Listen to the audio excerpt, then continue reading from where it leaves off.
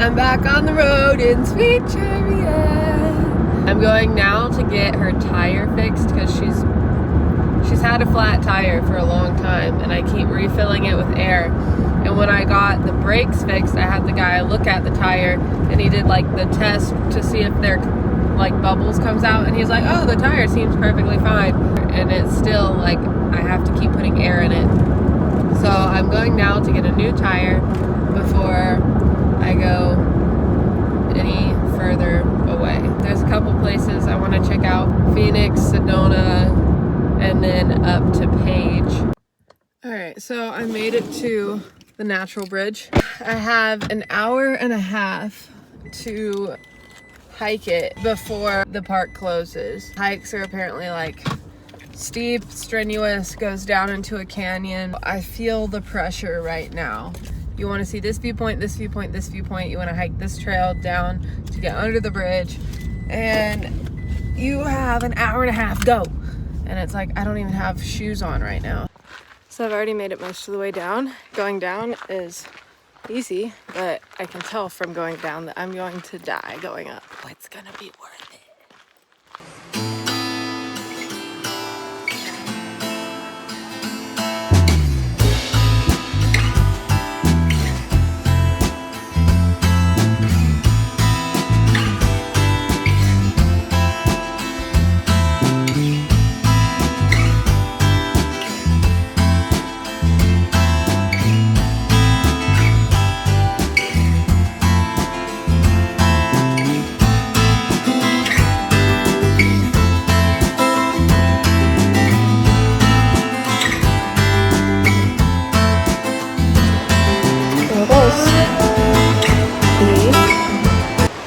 Natural Bridge.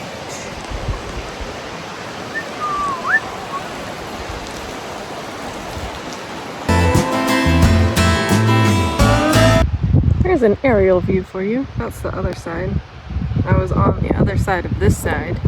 So it actually was not hard at all hiking back up. It was fun. It was beautiful.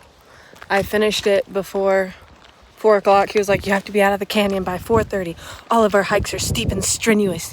So read the rules, wear proper shoes, bring water, you know. And I was like, oh, okay. And I got a little nervous, and then I was like, my grandmas could do this.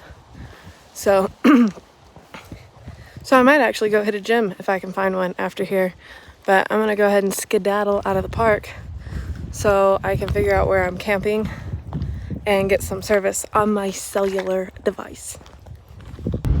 This is how we drive up hills. It is 13 miles per hour, and my hybrid fan is just running strong. But we gonna make it. Yep, we gonna make it. Slow and steady wins the race. So I learned something too the other day. A really good travel hack is if I'm at an Airbnb or like staying somewhere in a house, to bake something like a pizza to take on the road, because it tastes good cold when I'm driving and I don't want to stop. I can't bust out like my cook grill thing. Like, this is perfect. Cold pizza is perfect. You've got carbs, fats, proteins. If I would have gotten like a Supreme with like some veggies and stuff on it, might have been a smidge bit healthier, but I didn't. Either way, gets the job done. Very calorically dense. Better than canned ravioli.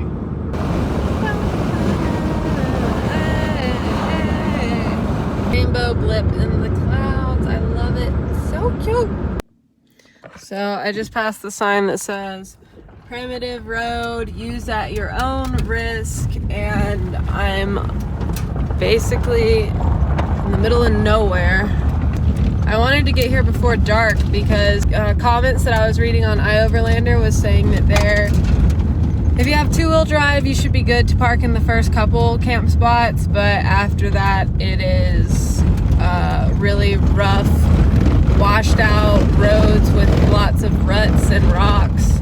So I need to be there in the daytime to really see this.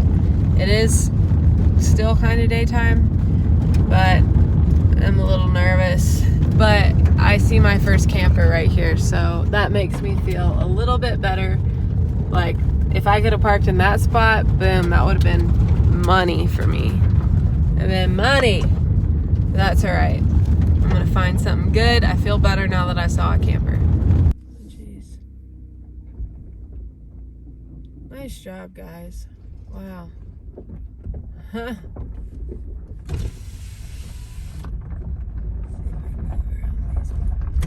Okay, I found camp for the night. There's a camper over there.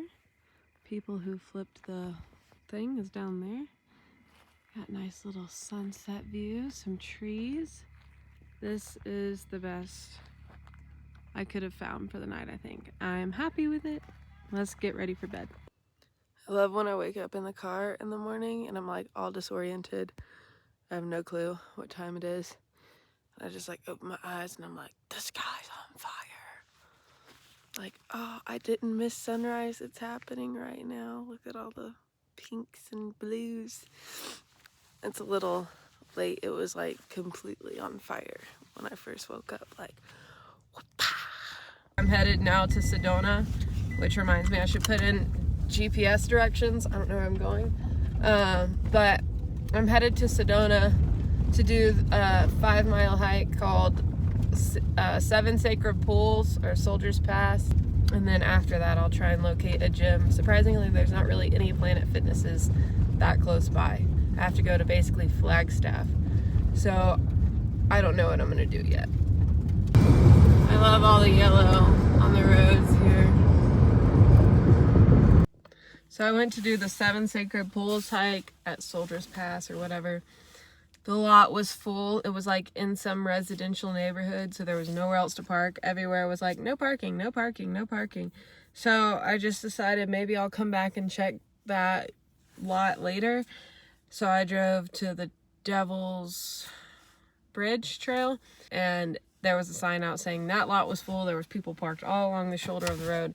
It's like 8:40, but I pulled into the lot anyway because I'm like, people are coming and going. Maybe like nobody's there pulling the sign every time it's not full. And as I was pulling in, this one guy was pulling out, and so I got a spot, and I'm about to go hike the Devil's Bridge, baby.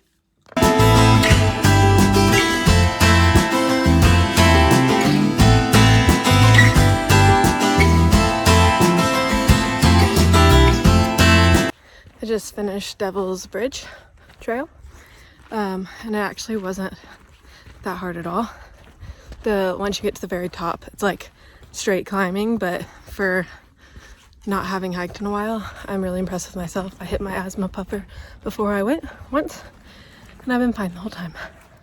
I'm gonna go to the gym, take a shower. I ended up just getting a couple day pass to Snap Fitness because there are no planets around here, so I'm just gonna do that, get cleaned up, get back to camp, cook some dinner, and then tomorrow I'm gonna try and get there earlier and do Soldier's Pass and 7 Sacred Pools.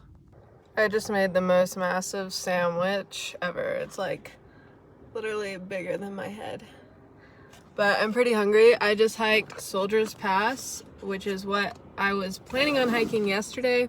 Couldn't get a parking spot for. The plan was today to get up earlier and go, but I actually slept in later than yesterday. Still couldn't find a parking spot, but there was this lady who put her number on All Trails saying that she shuttles to and from the hike, donation based. She picked me and 4 other girls up. I ended up hiking with those girls the whole time, and I was only planning on going to the pools because that's all I had knew about, but there were caves that were further down. I ended up hiking all the way to the caves, and it was like way cool. So I'm glad I did that. Glad I met those chicks, and the trail wasn't marked very easily, so I'm glad I was hiking with other people because we could figure stuff out together.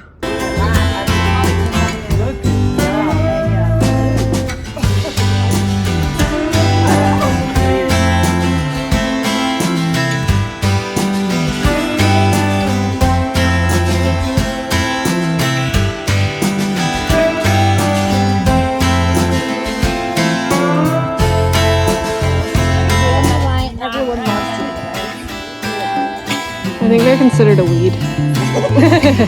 I did learn some really bad news though. This whole, I've just been finding random things to do on my way to go see Antelope Canyon and Horseshoe Bend because that was like the main thing for me. Apparently, Antelope Canyon is part of Navajo land and it's protected, so the only way you can go to Antelope Canyon is if you go on a tour with a guide and you pay like $90, which I was like, fine, whatever, I'll pay the $90. I want to go.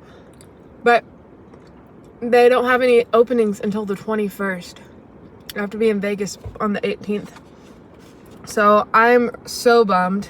Like, I could go up there and see Horseshoe Bend, but it's like, I'm going to have to turn around and come back at some point to do Antelope Canyon. So what's the point of driving up there just to do Horseshoe Bend? I don't know. Maybe I should, but it's like 3 hours away from where I'm at now, more north. And then I'm probably going to turn around and go right back down south to Gilbert. I'm going to go back and ride in the U-Haul to Vegas instead of just drive to Vegas in my car, because I'm going to have to leave it and fly to do another festival from Vegas, and I won't have anywhere to leave my car.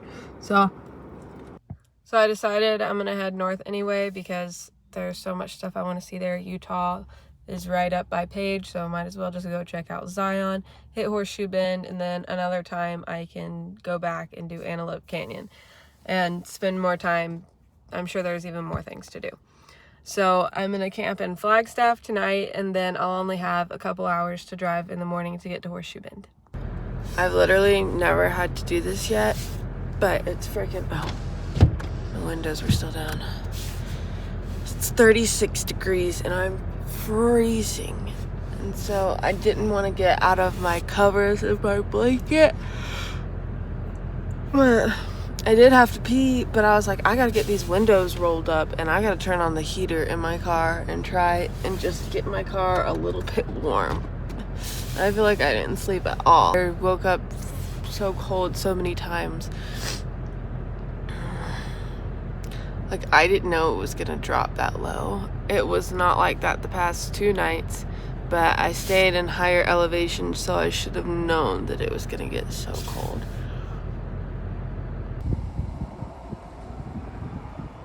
It was so cold that I didn't even brush my teeth or make breakfast. I just started it up, got a little warm, and left. And I went and got breakfast somewhere and got the heck out of there and headed to Horseshoe Bend.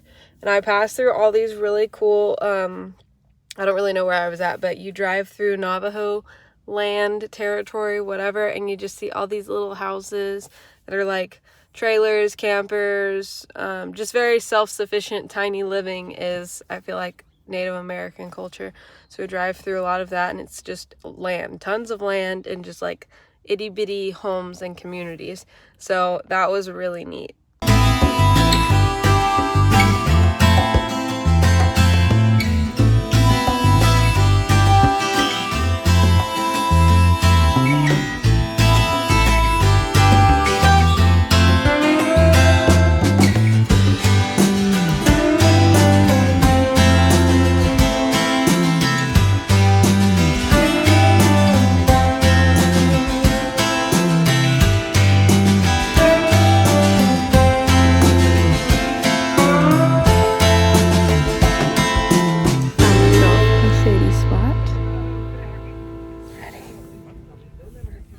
Hiding from the sun.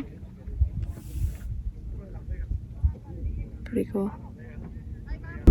So I just finished Horseshoe Bend, hiking it. You just walk there. And I got to my car and I was making a sandwich, and this girl next to me in her SUV started talking to me, and she lives out of her SUV. Her name's Olivia, goes by Liv, and she was like, another girl on the road, let's camp together tonight. And I was like, yeah.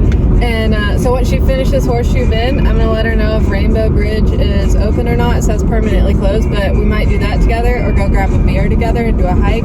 But I'm just so excited. This is what I freaking love about the road, is you just meet people because of your common interest of like nature and traveling. And so that is one crazy universal synchronicity or whatever you want to call it. But also on my way here, driving to Horseshoe Bend, which, mind you, it's a 2.5 hour drive from where I was at, almost in Flagstaff, a 3 hour, maybe a little more than 3 hour drive for the girls who I went hiking with yesterday, the 4 girls who I met hiking. They texted me a picture of my car and was like, is this you? We've been behind you for several miles now, and we pulled into Horseshoe Bend at the same exact time. Like, how wild is that? That We had to leave around similar times. I made several stops. They were right behind my car. It just happens when you're doing what you're supposed to be doing. That's how you know, because stuff just lines up like that. Crazy. Because I'm just traveling by myself. It's so nice whenever the world just puts another person right there for me to hang out with. It's awesome. And for me to meet and have new memories with. I love it. So Rainbow Bridge was apparently in a completely different state. Wasn't even in Page, Arizona. So Liv and I ended up going to this beach thing. It's called Lone Rock, and it had like a big rock in the middle of it. We wanted to go swimming. We were the only people who got in the water, even though there was tons of people out there. But it was pretty cold, but it felt good, and we also probably needed a shower, and that was the closest thing that was around, so we just went swimming.